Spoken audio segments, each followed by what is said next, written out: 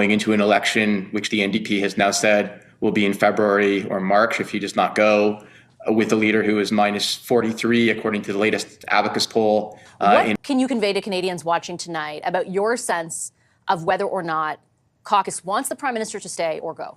I think there's many in caucus that share my views that he needs to go if we want to have a chance to offer a viable alternative to the Conservatives in the next election. Going into an election, which the NDP has now said will be in February or March if he does not go, with a leader who is minus 43, according to the latest Abacus poll, in approval ratings, and who the vast majority of Canadians want to see go, would make absolutely no sense for me and the vast majority of Liberal MPs. So I sense that the Prime Minister was truly reflecting on this much more than in the past when this has been discussed. And I certainly hope he makes the right decision for the future of the Liberal Party, for his candidates, for his caucus, and most importantly, for Canadians. Is your sense that, if I could put it kind of in this way, that this time is different when it comes to the Prime Minister actually reflecting? Because I remember the last time some of you and your colleagues went forward with the same ask, about 6 weeks ago, he promised to reflect, and within, I think it was like 18 hours, had said, no, I'm staying.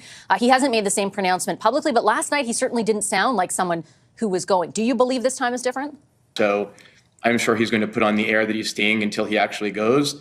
But I think this time it's much more serious for him. I think we're even closer to an election. None of the uplift in the polls that has been promised have happened.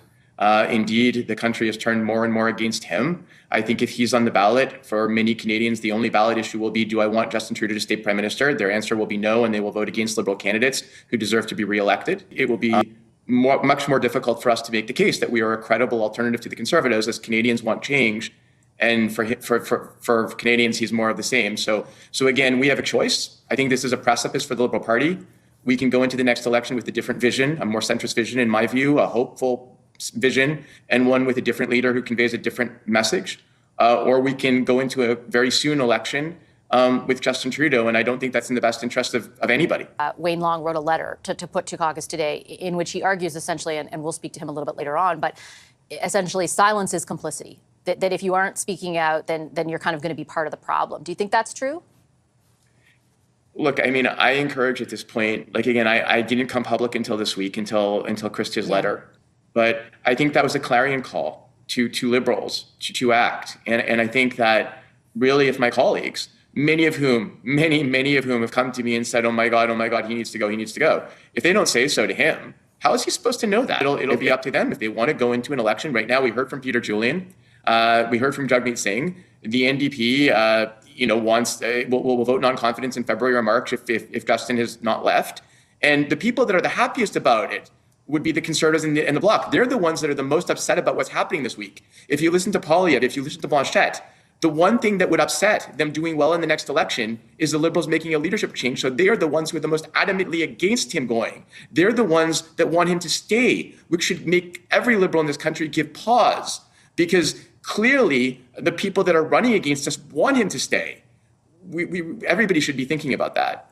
Are you sure that that's the case? I mean, and I put to you what I think has been telegraphed pretty publicly, that the Prime Minister feels actually he is best positioned to be the one who defeats the Conservatives, and more specifically, Pierre Poilievre. I know there are a lot of data points, and believe me, I put them to many members of cabinet, but that is, I have been told by so many people who have had that conversation with him that is what is conveyed, that he truly believes, particularly in a campaign where he is a proven campaigner, that he will be able to do what he doesn't think other contenders for the leadership will be. Could he be right?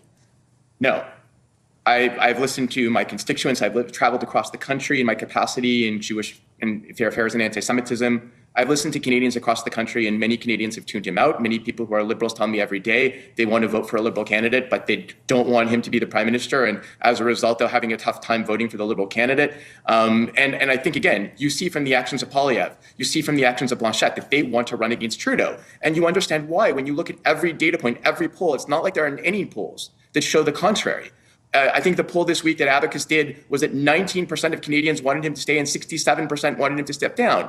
I mean, this is not a Biden case where Biden's approvals were in the 40s, and he was running a couple of points behind Trump. I mean, this is a completely different situation. So anybody who's telling you that somehow the Liberal Party will do better under Justin Trudeau at this point, I don't know what numbers they're looking at. I look at numbers. I haven't seen any numbers that indicate anything even close to that.